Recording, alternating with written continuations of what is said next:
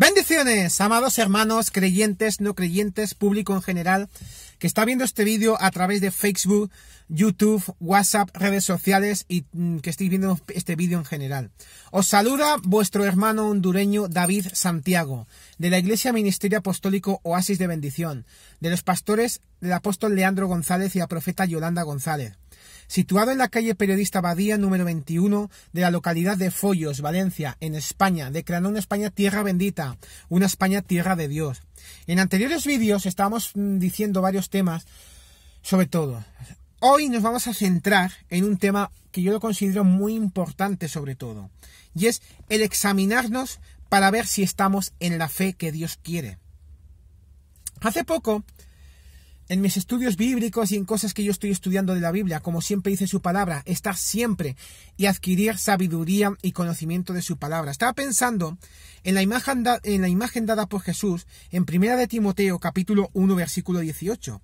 Ahí encontramos al apóstol Pablo dándole instrucciones a Timoteo. En 1 Timoteo capítulo 1 versículos 18 y 20 dice: Timoteo, hijo mío, te doy este encargo, porque tengo en cuenta las profecías que antes se hicieron acerca de ti. Deseo que, apoyado en ellas, pelees la buena batalla y mantengas la fe y una buena conciencia. Por no hacerle caso a su conciencia, algunos han naufragado en la fe.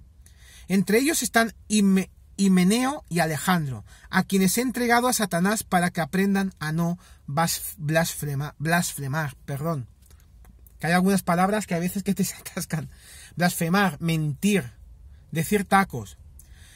Algunos entre los cuales estaban Himeneo y Alejandro sufrieron naufragio en cuanto a la fe. Esas personas no eran incrédulas. Para sufrir naufragio en la fe implica que alguna vez se tuvo que haber estado en la fe. Como Pablo dice de nuevo, esta vez hablando de Himeneo y Fileto, el apóstol Pablo escribe en 2 de Timoteo capítulo 2 versículos 17 a 18: y sus enseñanzas se extienden como gangrena. Entre ellos están Himeneo y Fileto, que se han desviado de la verdad. Andan diciendo que la resurrección ya tuvo lugar, y así trastornan la fe de algunos.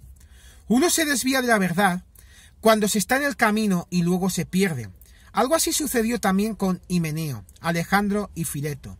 En cuanto a la verdad, se habían desviado, en cuanto a la fe, habían naufragado, y desafortunadamente ellos no son los únicos. Su caso, aunque es algo que debemos de evitar, tiene muchas cosas que enseñarnos. Y os hago una pregunta en este día, en este vídeo. ¿Mantener la fe es algo que se da por hecho? Esa es la pregunta. Y os voy a contestar con lo que me pasó en mi caso.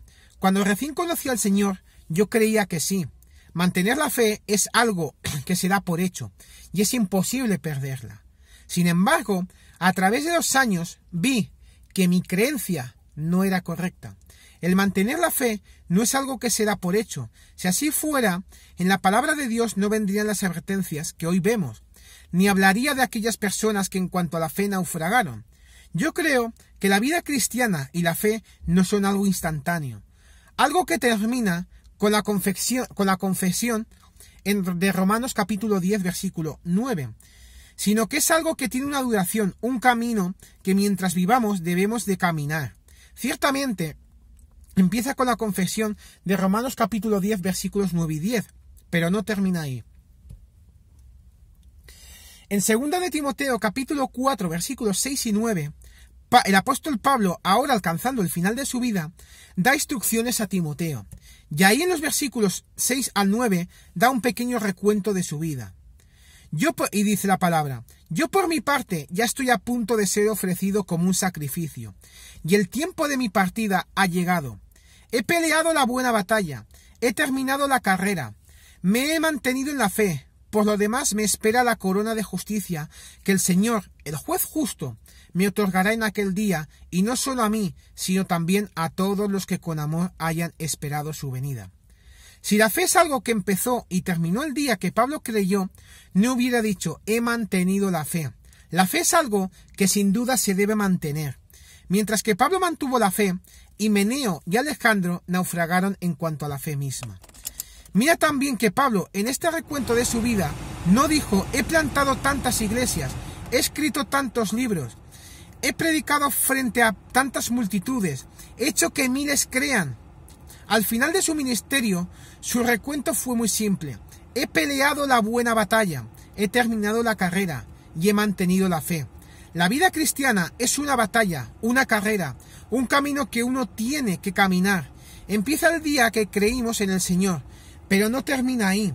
Solo al final y después de que había dicho primero que estaba a punto de ser ofrecido como sacrificio, solo hasta ese momento, Pablo habla usando tiempo pasado en cuanto a la fe, la carrera, la batalla. Solo entonces, tantito antes del final de su jornada en esta tierra, Pablo dibuja la línea de la cuenta final.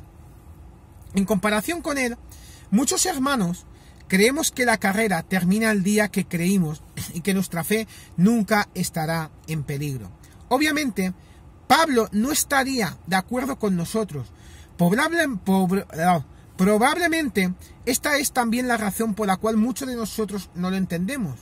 Cuando en el capítulo de Filipenses, capítulo 3, versículos 12 al 14 y 17 dice: no es que ya lo haya conseguido todo, o que ya sea perfecto. Sin embargo, sigo adelante esperando alcanzar aquello para lo cual Cristo Jesús me alcanzó a mí. Hermanos, no pienso que yo mismo lo haya logrado ya. Más bien, una cosa hago, olvidando lo que queda atrás y esforzándome por alcanzar lo que está delante. Sigo avanzando hacia la meta para ganar el premio que Dios ofrece mediante su llamamiento celestial en Cristo Jesús. Hermanos, sigan todos mi ejemplo y fíjense en los que se comportan conforme al modelo que les hemos dado. En comparación con Pablo, muchos hermanos se cuentan a sí mismos como si ya hubieran alcanzado el premio, que es la gloria, la misericordia, la vida eterna. Puesto que creí y fui salvo, puedo vivir yo como quiera, ya he recibido el premio. Pensamos eso muchos de nosotros y estamos muy equivocados. La vida cristiana no era así para Pablo, no era algo estático, una parada para obtener la salvación y luego seguir como antes. De lo contrario, era algo dinámico, una batalla, una carrera que tenía que correr. En Hebreos capítulo 12, versículo 1 y 2 dice: corramos con paciencia la carrera que tenemos por delante, puesto los ojos en Jesús, el autor y consumador de la fe, el cual por el gozo puesto delante de él sufrió la cruz, menospreciando el oprobio, y se sentó a la diestra del trono de Dios. La vida cristiana es sin duda una carrera, un camino que debemos de correr poniendo los ojos en Jesús. La fe es algo que necesitamos mantener. Examínense para ver si están en la fe. Dice Pablo en 2 de Corintios, capítulo 13, versículo 5, y pregunta: ¿estamos en la fe? ¿O vivimos nuestras vidas basados en puntos de vista distorsionados que justifican al pecado, porque ahora estamos bajo la gracia? Vamos a examinarnos, no sea que nos volvamos reprobados en algo. Como Pablo dice de nuevo en 1 de Corintios capítulo 9, versículos 24 y 27, y dice: ¿no sabéis que los que corren en el estadio, todos a la verdad corren, pero uno solo se lleva el premio? Corred de tal manera que lo obtengáis. Todo aquel que lucha, de todo se abstiene. Ellos a la verdad para recibir una corona corruptible, pero nosotros una incorruptible. Así que yo de esta manera corro, no como a la aventura, de esta manera peleo. No como quieren, golpea al aire, sino que golpeo mi cuerpo y lo pongo en servidumbre. No sea que habiendo sido heraldo para otros, yo mismo venga a ser eliminado. Y en estas palabras me viene una parábola que es la parábola del sembrador. Esta es una parábola bien conocida por la mayoría de nosotros. Ahí Jesús habla de 4 categorías de hombres relacionados con los efectos que la semilla, la palabra de Dios, tenía para ellos. Esta parábola la encontramos en el Evangelio de Lucas, capítulo 8, versículos 11 y 15. Esta es, pues, la parábola. La semilla es la palabra de Dios, y los de junto al camino son los que oyen, y luego viene el diablo y quita de su corazón la palabra, para que no crean y se salven. Los de sobre la piedra son los que, habiendo oído, reciben la palabra con gozo, pero estos no tienen raíces, creen por algún tiempo, y en el tiempo de la prueba se apartan. La que cayó entre espinos, estos son los que oyen, pero yéndose son ahogados por los afanes y las riquezas y los placeres de la vida, y no llevan fruto. Mas la que cayó en buena tierra, estos son los que con corazón bueno y recto retienen la palabra oída y dan fruto con perseverancia. Así es. La segunda y tercera categoría, que es la que estamos diciendo, que es los de sobre la piedra y los de sobre espinos, de esta parábola, siempre fueron una interrogante para mí. Esas categorías no rechazaron la palabra, por lo menos no inmediatamente. De lo contrario, la semilla germinó, pero no dio fruto. Como el Señor dice claramente sobre la segunda categoría, creyeron, pero solo por algún tiempo. Aunque la semilla de la palabra germina en las tres categorías, solo la última puede dar fruto. Las otras dos, mientras que al principio tenían fe, esta desapareció en el camino, por decirlo de otro modo, y más abiertamente. El hecho de que alguien haya hecho la confesión de fe en Jesucristo no lo clasifica automáticamente en la cuarta categoría. A la categoría a la que pertenecemos depende de lo que va a pasar en el camino, en nuestra fe que tengamos con Dios. A partir de ese día en adelante, el día que hicimos nuestra confesión fue el día en que la semilla germinó. Sin embargo, el cómo va a crecer esa semilla es algo que uno no puede saber desde el principio. El único recuento es el recuento final. Solo al final uno puede hablar como Pablo, usando tiempo pasado. Algunas dificultades que pueden poner la fe a prueba, en las cuales nadie debe de ceder, están registradas en el pasaje anterior que hemos hablado de Lucas capítulo 8 y se examinan más extensamente a continuación. Y vamos a hablar de esas debilidades, de esas dificultades que pasamos para llegar en la prueba de fe, esa semilla para que dé sus frutos y ese camino que damos. La primera debilidad o la primera dificultad que pasamos son las tentaciones. En Santiago capítulo 1 versículos 14 y 15 dice: todo lo contrario, cada uno es tentado cuando sus propios malos deseos lo arrastran y seducen. Luego, cuando el deseo ha concebido, engendra el pecado, y el pecado, una vez que ha sido consumado, da luz a la muerte. Nadie debería ceder ante la tentación. Va a haber veces en las que tendremos que decidir entre Dios y nuestros propios deseos. Habrá cruceros críticos, tiempos en los que tendremos que decidir el seguimiento, en los que tendremos que decidir si seguiremos en el camino de Dios o el nuestro. En tales tiempos la gente de la segunda categoría deja a Dios y corre de nuevo tras sus propios placeres. Si no hay arrepentimiento y regresan, los resultados pueden ser en verdad devastadores. La segunda dificultad que pasamos son tribulación, persecución por la palabra. Esta causa la da la misma categoría en el registro de Marcos, de la parábola del sembrador que hemos hablado. En Marcos capítulo 4 versículo 17. Como Pablo dice en cuanto a los resultados de tribulación, para que nadie fuera perturbado por estos sufrimientos. Eso lo dice en Primera de Tesalonicenses capítulo 3 versículo 3. Las aflicciones y tribulaciones turban a la gente de la segunda categoría. Aunque inicialmente creyeron, no están inmóviles en la tentación o la tribulación. Tan pronto como aparece en la arena, prefieren cambiar su camino. La tercera dificultad que pasamos es amor al dinero, codicia y decepción de las riquezas.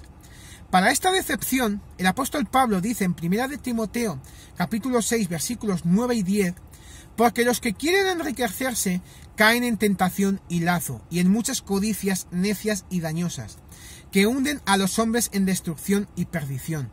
Porque raíz de todos los males es el amor al dinero, el cual codiciando algunos se extraviaron de la fe y fueron traspasados de muchos dolores. La Biblia contiene referencias de gente de Dios que fueron extremadamente ricos, como Abraham. Eso dice en Génesis capítulo 13 versículo 2 y capítulo 24 versículo 35. Y también Job, lo dice en Job capítulo 1 versículo 3. Sin embargo, no eran codiciosos, amantes del dinero. Cuando Job perdió todo en un momento, su reacción fue muy simple. Eso lo dice en Job capítulo 1 versículo 21. Desnudo salí del vientre de mi madre, y desnudo volveré allá. Jehová dio, y Jehová quitó, sea el nombre de Jehová bendito. El problema no es con el dinero mismo, sino con el amor al dinero. El problema con el profeta Balaam no era que no había preguntado a Dios, sino que amaba el premio de la maldad. Eso lo dice en 2 de Pedro capítulo 2, versículo 15. Tanto que corrió tras él. La cuarta dificultad que pasamos son los afanes. Otro obstáculo para el crecimiento de la semilla de la palabra de Dios son los afanes, como Cristo advierte en Lucas 21:34. Mirad también por vosotros mismos, que vuestros corazones no se carguen de glotonería y embriaguez, y de los afanes de esta vida, y venga de repente sobre vosotros aquel día. Los afanes hacen pesado el corazón del creyente, y ahogan la semilla de la palabra. En lugar de ser el primero, Dios toma la segunda o incluso una posición más abajo, y a él de alguna manera no se le considera relevante para satisfacer necesidades. La cobertura de los afanes se convierte en nuestra responsabilidad, y no de Dios, como él nos invita en 1 de Pedro 5:7, echando toda vuestra ansiedad sobre él, porque él tiene cuidado de vosotros. Cuando no consideramos a Dios relevante con respecto a nuestros afanes y los mantenemos en nosotros, nos costará que en la palabra de Dios nos volvamos infructuosos, aunque algún día hayamos escuchado la palabra de Dios y la hayamos creído. Dejamos que la semilla se ahogue por los afanes y nuestra incredulidad de confiárselos a Dios. Otra dificultad que pasamos son los placeres de la vida. El Señor habló en cuanto a los resultados de esta trampa en el pasaje de Lucas que vimos anteriormente. Un ejemplo muy obvio de los efectos de esta trampa es un bien conocido hombre de Dios, que es Salomón, el rey más rico de Israel, aquel al que Dios había dado tanta sabiduría que los reyes de otras naciones venían a escucharlo. Al final su corazón se apartó lejos de Dios y su palabra. Eso dice en 1 de Reyes 11, versículos 1 al 9. Pero el rey Salomón amó, además de la hija del faraón, a muchas mujeres extranjeras, a las de Moab, a las de Amón, a las de Edom, a las de Sidón, a las eteas, gente de las cuales Jehová había dicho a los hijos de Israel: no llegaréis a ellas, ni ellas se llegarán a vosotros, porque ciertamente harán inclinar vuestros corazones tras sus dioses. A estas pues se juntó Salomón con amor, y tuvo 700 mujeres reinas y 300 concubinas.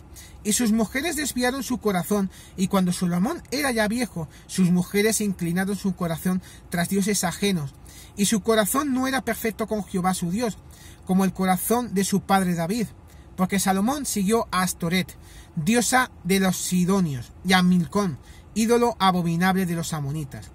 E hizo Salomón lo malo ante los ojos de Jehová, y no siguió cumplidamente a Jehová como David su padre. Entonces edificó Salomón un lugar alto a Quemos, ídolo abominable de Moab, en el monte que está enfrente de Jerusalén, y a Moloc, ídolo abominable de los hijos de Amón. Así hizo para todas sus mujeres extranjeras, las cuales quemaban incienso y ofrecían sacrificios a sus dioses. Y se enojó Jehová contra Salomón por cuanto su corazón se había apartado de Jehová, Dios de Israel, que se le había aparecido 2 veces. Eso lo dice en Nehemías 13:26. ¿No pecó por esto Salomón, rey de Israel? Bien que en muchas naciones no hubo rey como él, el que era amado de su Dios, y Dios lo había puesto por rey sobre todo Israel. Aún él le hicieron pecar las mujeres extranjeras. Cuando Salomón nació, el Señor envió al profeta Natán y lo llamó Jedidías, que significa amado del Señor. Eso lo dice en 2 de Samuel 12, versículos 24 al 25. Le dio tanta sabiduría que venían de estos reinos a hablar con él. Eso dice en 1 de Reyes capítulo 10. Aún así, todo esto no significa que Salomón tuvo un buen final. La razón es porque su corazón se apartó y no siguió completamente al Señor. Al final cayó en las trampas que él mismo había enseñado que deberían de ser evitadas. Eso lo dice en el libro de Proverbios 2, 16, 19, 5, 20 y 6, 24. Su palacio era una colección de todo tipo de mujeres extranjeras, por supuesto, con las consecuencias respectivas. Sus esposas apartaron su corazón de Dios. Independientemente de que tan duro trate el hombre viejo de persuadirte de que no hay problema de que te relajes un poquito hacia el pecado, puesto que al final del día no le harás daño a nadie, no le escuches. Un poco de levadura leuda toda la masa. Dice la palabra de Dios en 1 Corintios 5, 6, no hay compromiso con el pecado que no tenga efectos a la hora de dar fruto. El pecado, así como los afanes, la codicia y todas las otras trampas, hacen el corazón pesado, tibio. Pero ¿quién iba a pensar que el hombre que tan fervientemente enseñó que uno se debería mantener alejado de la mujer extranjera, al final tendría docenas de ellas? A pesar del hecho de que Dios reprobó a Salomón en Primera de Reyes 11, no cambió. Estaba tan ciego que su corazón ya no entendió el error o ya le era diferente. Otra de las dificultades que pasamos es la falsamente llamada ciencia. Dice en 1 de Timoteo 6:20, «Oh Timoteo, guarda lo que se te ha encomendado, evitando las profanas pláticas sobre cosas vanas y los argumentos de la falsamente llamada ciencia, la cual profesando algunos se desviaron de la fe». También como ya leímos previamente en cuanto a Himeneo y Fileto. En 2 de Timoteo 2:17 dice, «Y su palabra carcomerá como gangrena, de los cuales son Himeneo y Fileto, que se desviaron de la verdad, diciendo que la resurrección ya se efectuó y trastornan la fe de algunos». Himeneo y Fileto se desviaron de la verdad, diciendo que la resurrección ya había pasado. Como uno puede ver de la palabra de Dios, los apóstoles advirtieron muchas veces sobre enseñanzas equivocadas y peligrosas. Juan advirtió de que él no confesara que Jesucristo vino en la carne, era el anticristo. Eso dice en 1 de Juan 4:3. Los apóstoles se juntaron en Jerusalén para enfrentar enseñanzas que andaban por ahí queriendo que los discípulos se circuncidaran y siguieran la ley. Eso lo dice en Hechos 15. Como Pablo también dice en 1 de Timoteo capítulo 4 versículos 1 al 3, dice, «Pero el Espíritu dice claramente que en los postreros tiempos algunos apostatarán de la fe, escuchando espíritus engañadores y a doctrinas de demonios, por la hipocresía de mentirosos que teniendo cauterizada la conciencia, prohibirán casarse y la mandarán abstenerse de alimentos que Dios creó para que con acción de gracias participasen de ellos los creyentes y los que han conocido la verdad». Así es, tenemos que seguir. En un siguiente vídeo hablaremos de la segunda parte de este tema, pero se me está haciendo muy largo y lo vamos a cortar y seguiremos en un vídeo siguiente en el nombre de Jesús. Os saluda vuestro hermano hondureño David Santiago de la Iglesia Ministerio Apostólico Oasis de Bendición, de los apóstoles Leandro González y profeta Yolanda González, situado en la calle Periodista Abadía número 21 de la localidad de Follos, en Valencia, en España, declarando una tierra bendita, una tierra de Dios. Muchísimas bendiciones y estamos siempre en victoria. ¡Hay victoria!